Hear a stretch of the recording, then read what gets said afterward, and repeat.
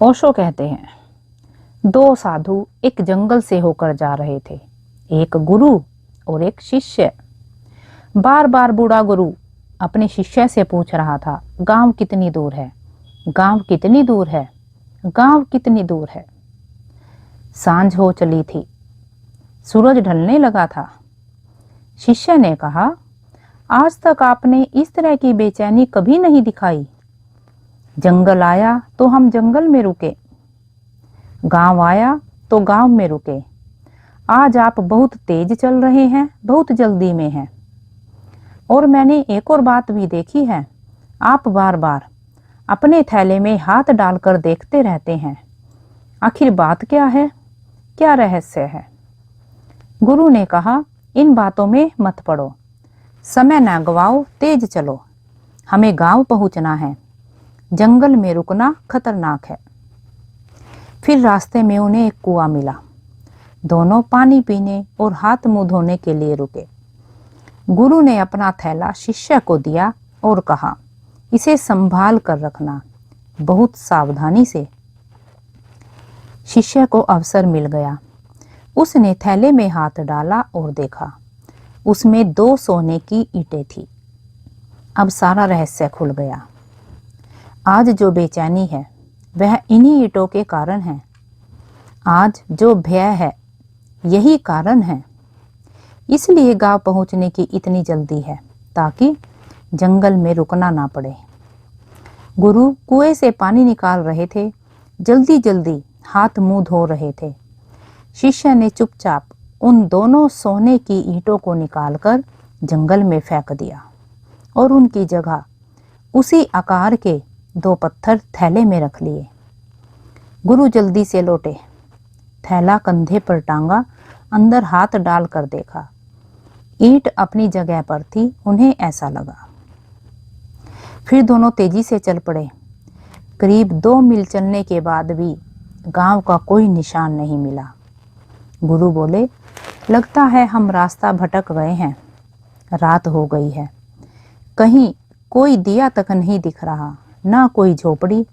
क्या हम रास्ता खो बैठे? शिष्य हंसने लगा।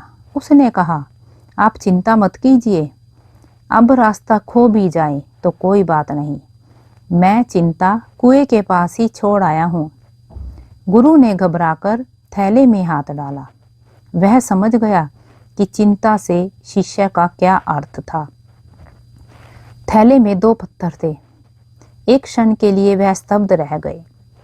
एक क्षण के लिए जैसे हृदय रुक गया हो, सांसें थम गई हो। फिर गुरु समझ गया। वह हंस पड़ा। उसने कहा, तुमने बहुत अच्छा किया।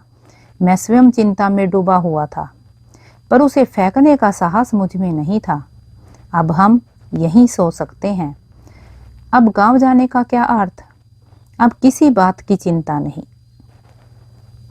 फिर गुरु ने कहा, भगवान दासार्य, मैं यह बात तुमसे भी कहता हूं, जिस चीज को तुम ढो रहे हो, जब तक तुम उसे सोना समझते हो तब तक ठीक है। कम से कम उसे खुशी खुशी ढोते तो हो।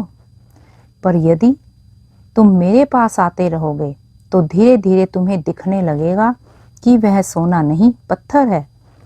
तब समस्या शुरू होगी। पुरानी आदतें छोड़ना आसान नहीं होता। अब तुम दुविधा में हो, कर्तव्य और आस्था के बीच। पुराना कचरा छोड़ दो, अपना थैला खाली करो।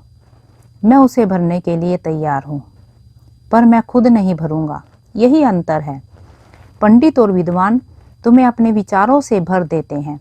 सच्चा गुरु वह है जो तुम्हें सब कुछ खाली कर देता है ताकि तुम स्वयं भर सको। वह पत्थर हटा देता है ताकि तुम्हारे भीतर छिपी धाराएं मुक्त हो सके। तुम स्वयं सागर हो। तुम्हें कहीं भीख मांगने की जरूरत नहीं। जिसे तुम खोज रहे हो वह तुम्हारे भीतर ही बैठा है। गुरुओं का गुरु तुम्हारे अंदर है। अपने भीतर लौट आओ, बस लौट आओ। यही मेरी शिक्षा है।